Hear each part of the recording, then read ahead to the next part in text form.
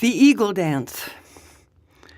Arms ache from holding, seeking the updraft, covering the air with pinions, the forward crook of the wings, riding air, banking right and left.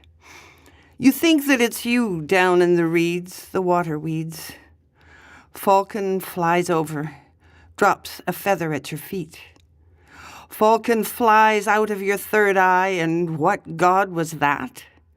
What speed, and descending faster than an eagle, tail a rudder in the wind. You think that it's you speaking to fire, to water, calling to runes in the trees.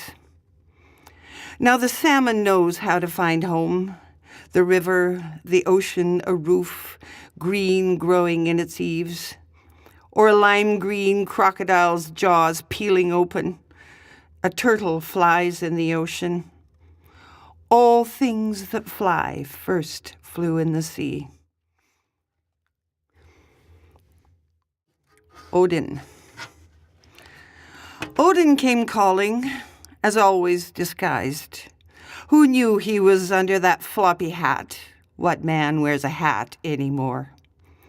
His one good eye piercing the dark. But what man wears a patch anymore? Who knew those two ravens were his? They were witches or shamans or birds lost in the winter from hunger, chased by a murder of crows. Such is the world, Odin says, all things must work to survive. Who knew it was him in that hat and that cloak, and what man wears a cloak anymore?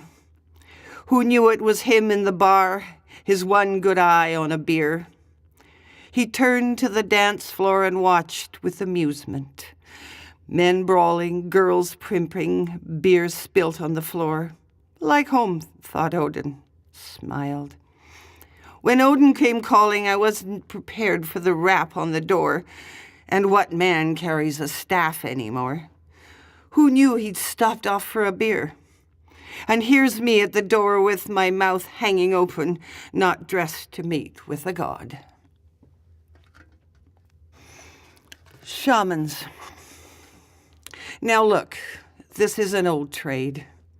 Voices of a million poets singing down time, across tribes and nations, whispering between worlds, their words rolling back and forth, language after language after language, carrying messages, explaining one world to another. What, in the name of Odin, do we think poetry is for?